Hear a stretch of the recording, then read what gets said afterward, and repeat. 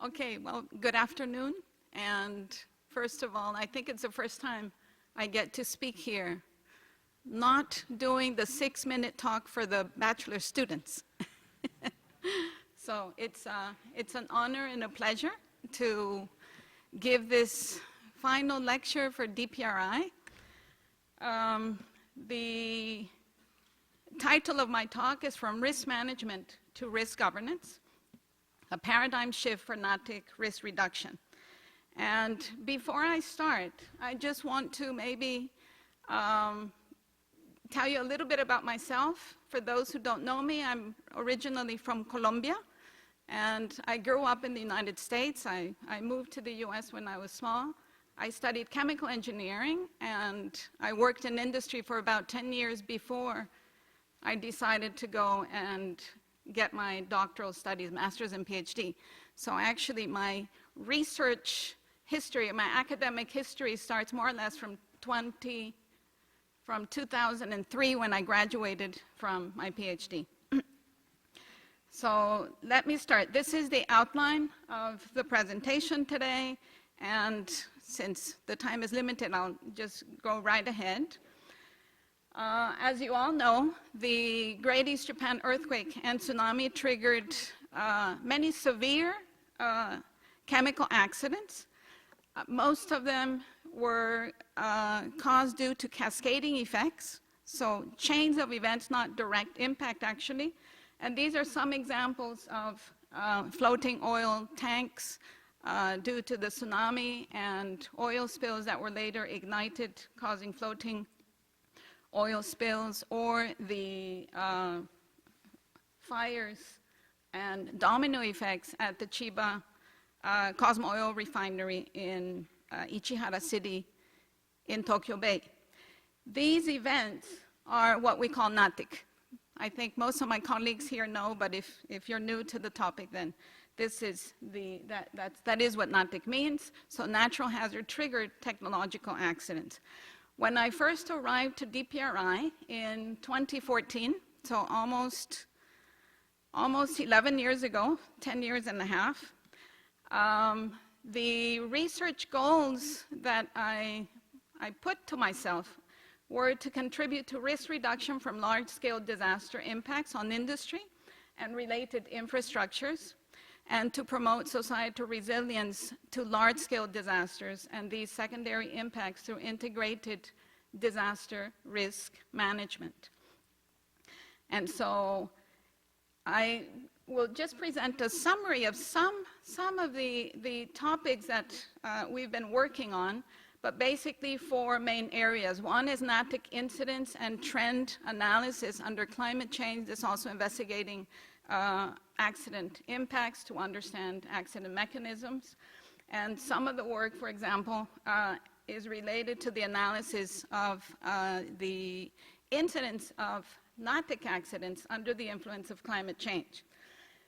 We've also worked on how to better incorporate or consider natural hazard phenomena when we're doing industrial risk management.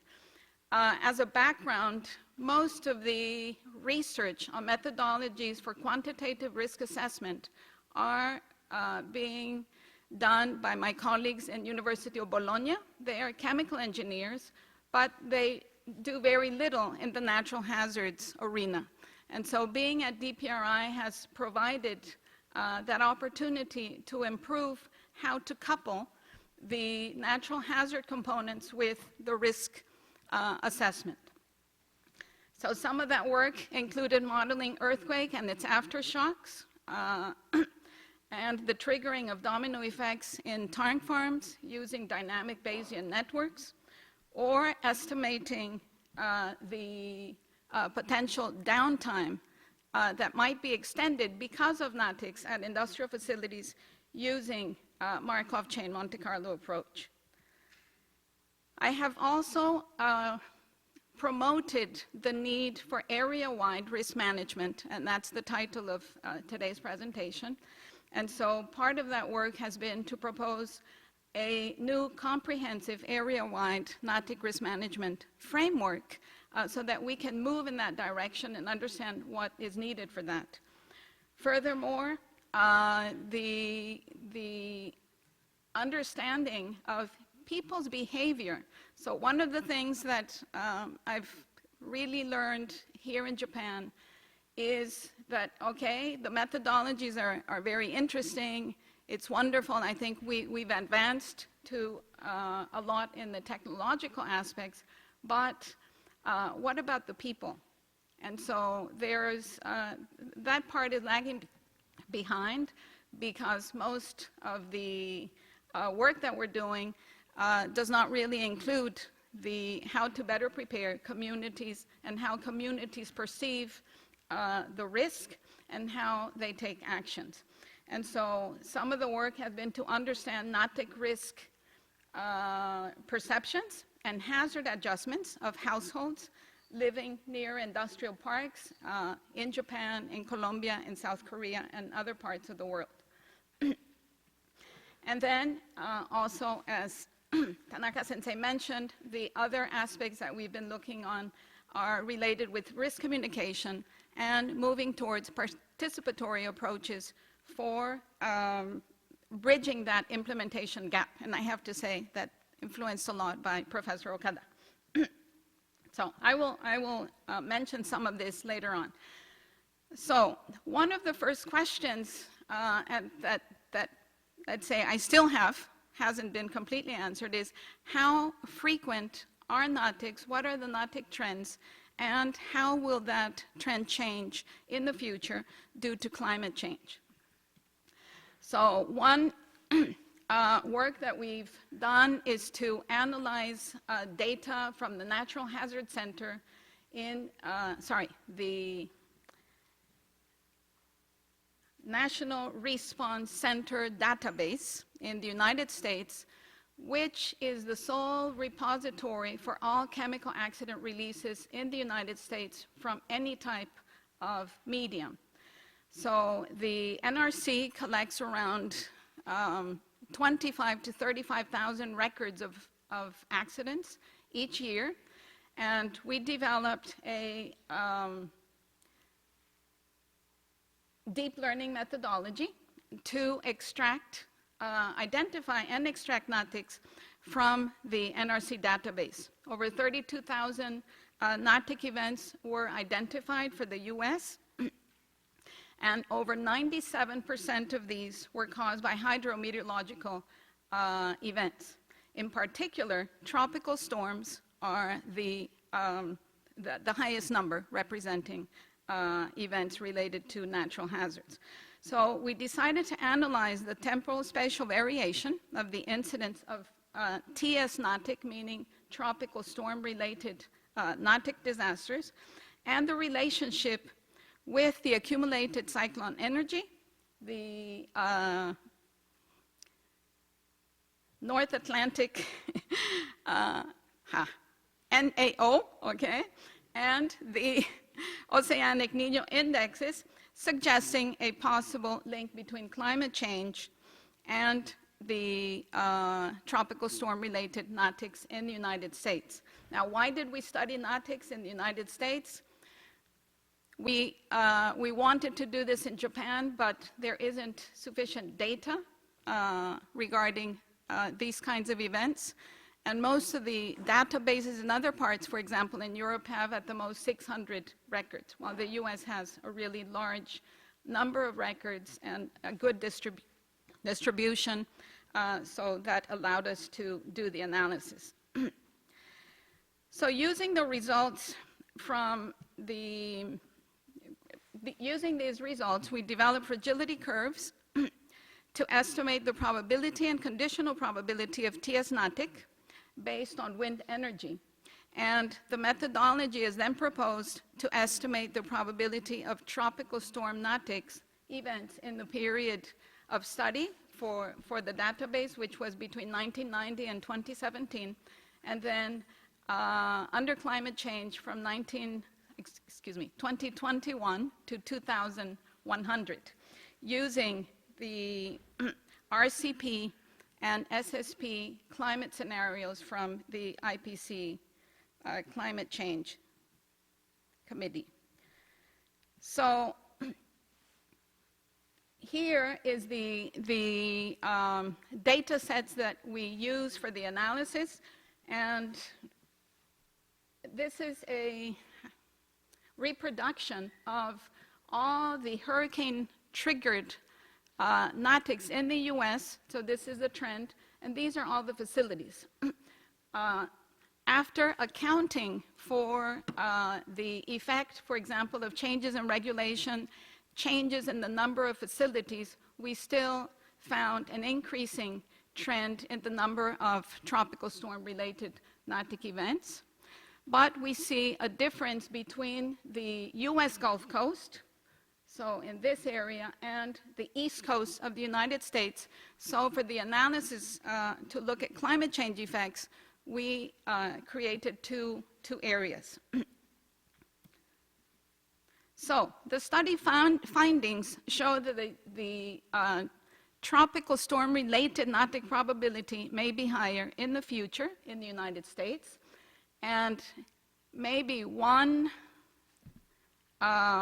degree higher for the area in the eastern coast of the United States for all the climate scenarios that were studied. Furthermore, we found that the number of extreme tropical storm NATIC probability values were also increasing, and especially under the SSP4 climate change scenario for socioeconomic development. So what does this mean for future NATIC risk reduction? On the one hand, it means that maybe facilities need to start thinking about adaptation. However, it's difficult to convince the companies because we don't have enough data for other parts of the world. Climate change may be affecting hurricane and typhoon strength, as Nakakita-sensei, I think, has also studied. But most importantly, climate change may exacerbate pre-disaster conditions, as my colleagues in Japan already know. On September 6, 2018, we had the M6.6 earthquake in Hokkaido, and which resulted in a massive number of landslides. These landslides were likely occurred maybe because of preconditions due to the passing of Typhoon Jebi on 4-5 September. So the question might be, so are NATICs really a problem? In the analysis of NATIC trends and work that has been reported by other researchers, for example, based on work on European databases, the percentage of NATICs is around 3 to 7% per year. So it's not very high, actually, of all chemical accident releases.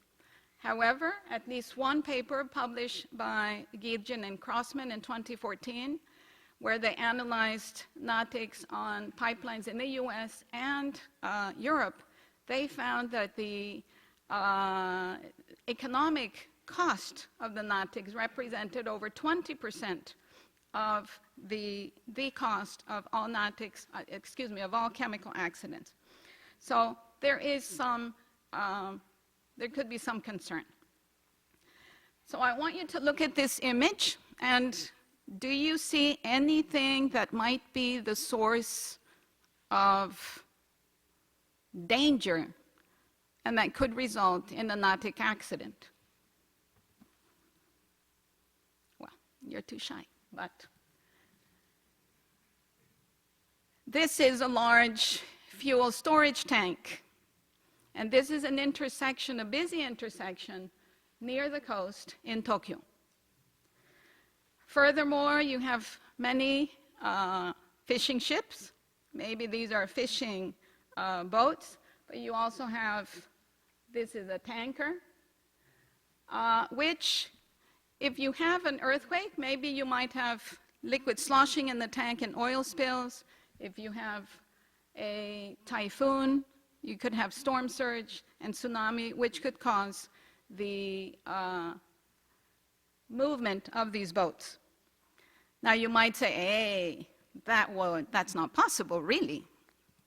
Oops, yes.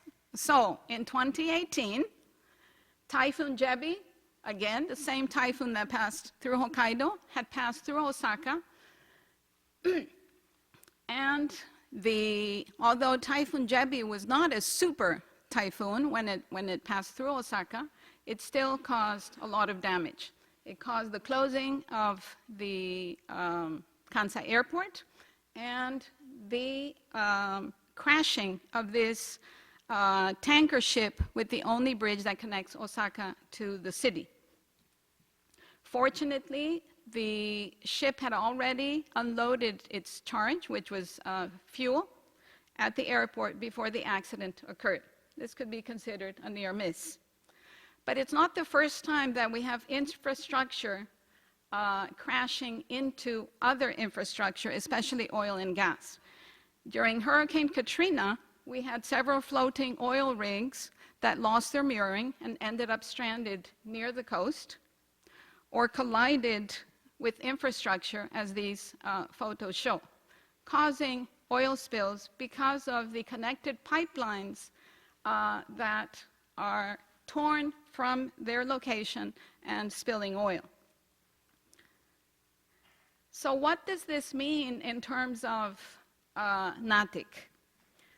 Well, this simulation of Hurricane Katrina, based on perceptile water vapor, done with one of my students, shows exactly the chemical accidents that were triggered as Hurricane Katrina approaches the coastline.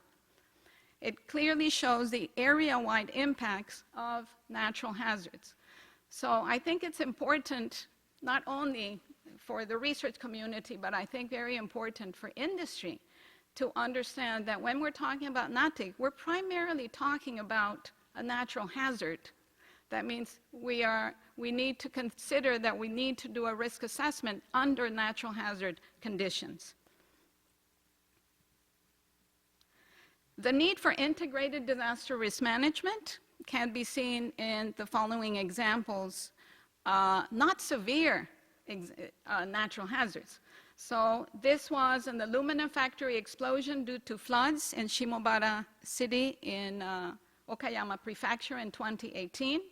A vapor cloud explosion occurred at the facility when water entered the aluminum furnace. After investigating the accident, we found several problems concerning particularly disaster preparedness and risk communication. Neither the residents of Soya City, nor the fire department, actually, nor the city officials had any knowledge that there could be this kind of event. Furthermore, the workers at the facility, although they evacuated because they already knew that the facility might explode, fortunately, because there were no fatalities, they did not inform first responders, they did not inform residents. In another example, just the following year, in 2019, an oil spill occurs at an ironworks factory due to flooding. There were no preparations for this event, or the company said they had raised the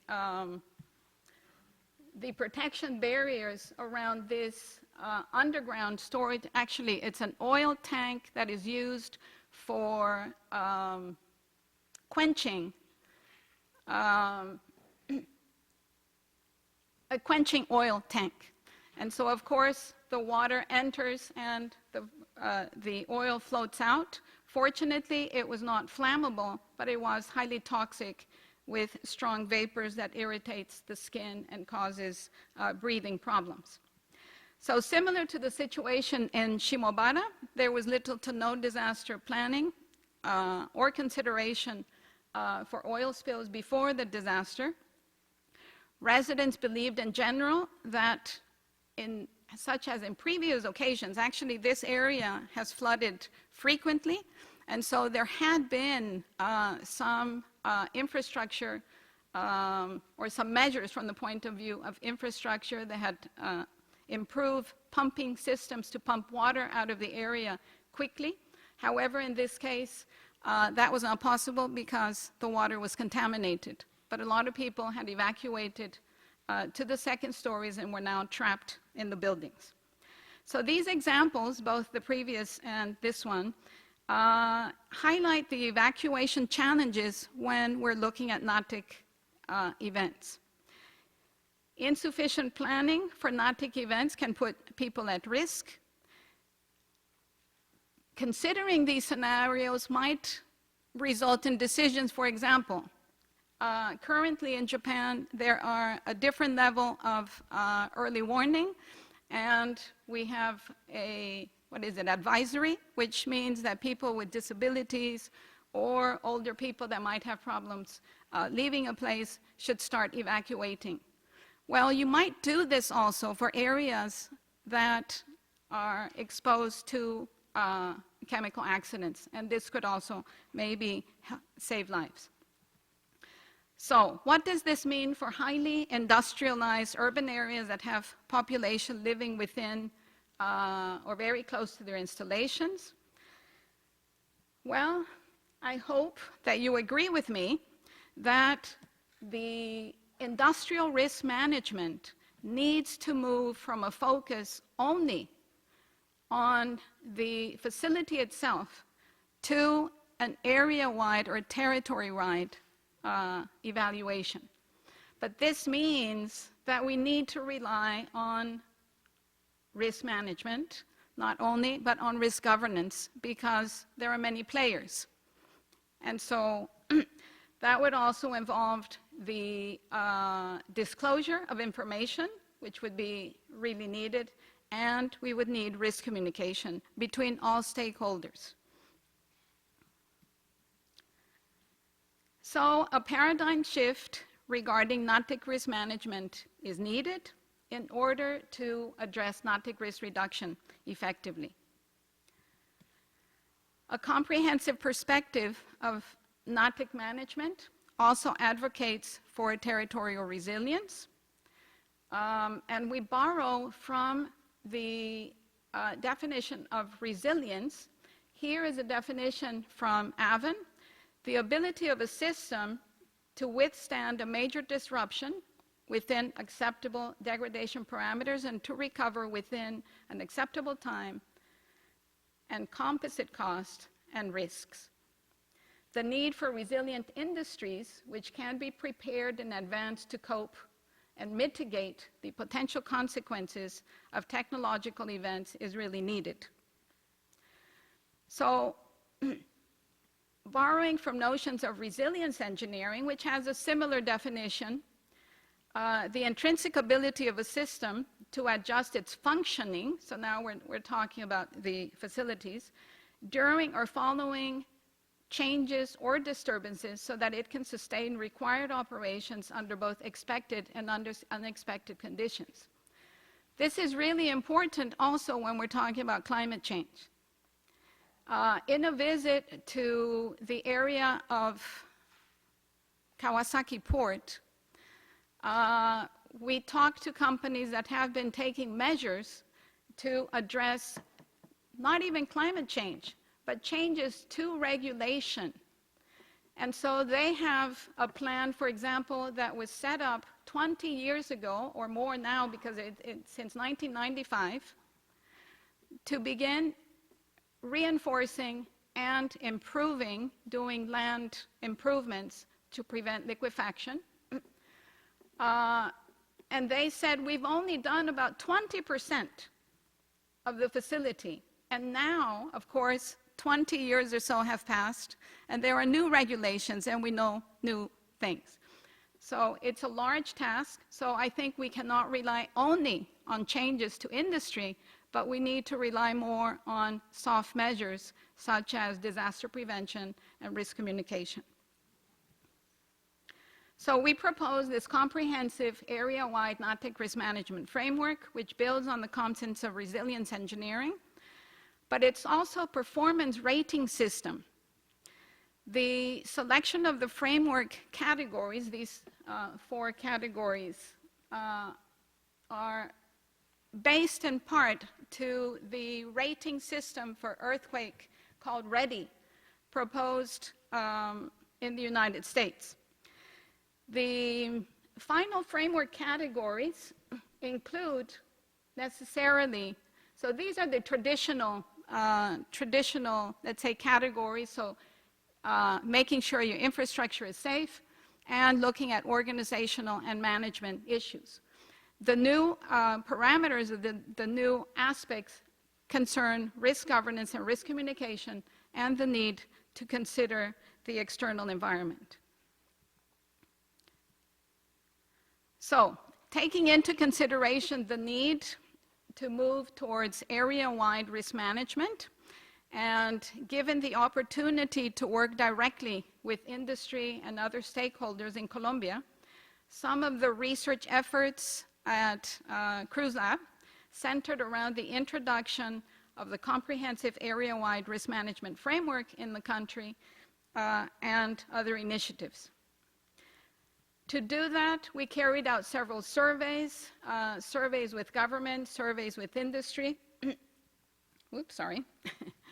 And again, I guess the most important problems highlighted by companies and by government is the need for guidance. How do you actually do a risk assessment? How do you take into account natural hazards?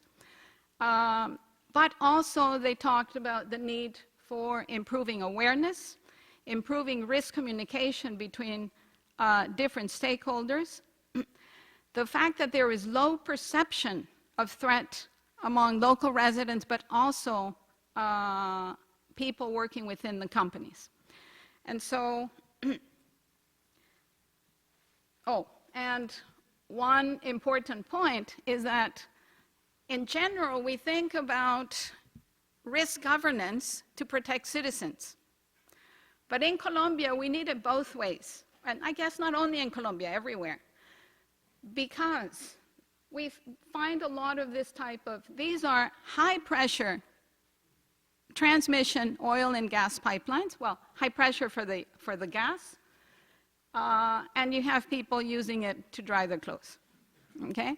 Of course, you have even worse conditions where people try to make a hole to steal gasoline or steal gas, causing, of course, explosions or fires. So Colombia, as a developing country, has many challenges, which means that governance needs to protect citizens, but also, in many ways, it needs to protect industry. And risk awareness is definitely one of the problems that we need to address. So, since 2019, we proposed the following project with the goal to contribute to resilience of local communities and industries exposed to NATIC accidents regarding pipelines through a comprehensive risk management approach. And so this project, which was initially planned in 2019, initially planned to be carried out, in fact, in collaboration with Yoko Sensei around Nagaoka, looking at pipelines and oil fields in that area. Because of the pandemic and other factors, we ended up shifting to Colombia.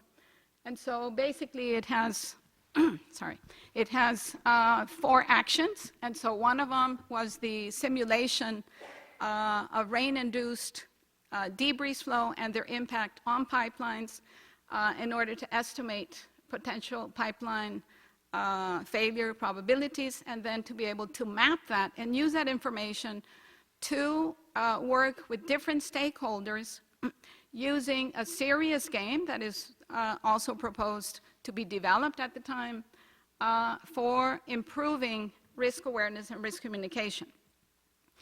And so this is the, let's say, the methodology that was proposed to simulate the cascade processes of debris flow propagation, the impact of the debris flow on pipelines, and to estimate pipeline failures. The difficulty in this research was the integration of models. A lot of the work that is being done by industry focuses on small parts of pipelines, so a few meters. They're using CFD modeling. And so in this work, we wanted to be able to look at the risk along the corridor of a pipeline. In addition to that, we wanted to develop a serious game. And so with one of our students, Dimitrios Giougios, and using notions from the situational theory of problem solving that also looks at how people communicate, a serious game was developed and tested initially with students at Kyoto University. Also, this was 2019, 2020. We couldn't actually do tests with citizens and with different stakeholders.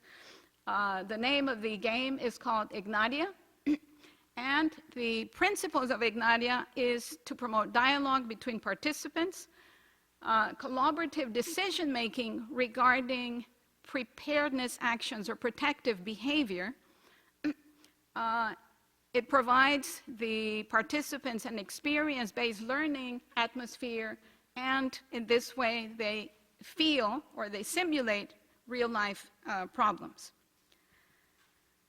With my PhD student, Lina, who just defended yesterday, we also carried out, finally, in 2023, a series of 9 workshops. One of them was actually in Japan and facilitated by one of our master students,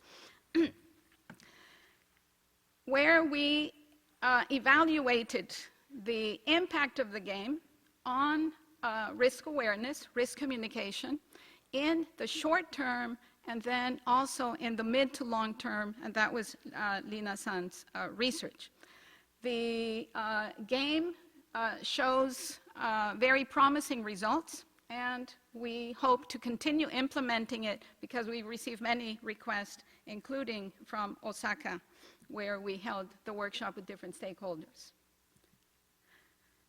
So, of course, I've had research collaboration in Colombia, but also with researchers and institutions from many countries other than Colombia. And so I'd just like to quickly highlight some of the work. Since 2015, we have been hosting an annual NATIC symposium. Initially, we started with Osaka University, and now we are in the 9th symposium, which will be held at Tsinghua? No, how do you say? Tsinghua? Anyway, I don't know how to pronounce. Tsinghua University in Beijing. During this period, we also organized or contributed to the Ardix 18 exercise, which is a very large exercise organized by ASEAN with over 2,000 or 3,000 participants. And it was the first time that a NATIC scenario was included in the exercise.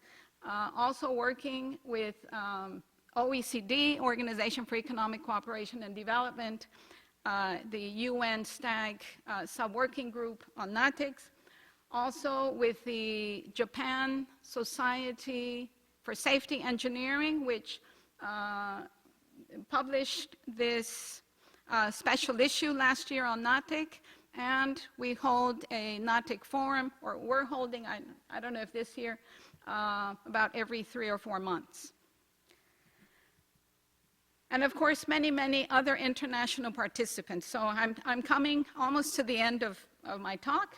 And I have to thank all the universities and groups with whom we have collaborated and have worked together with.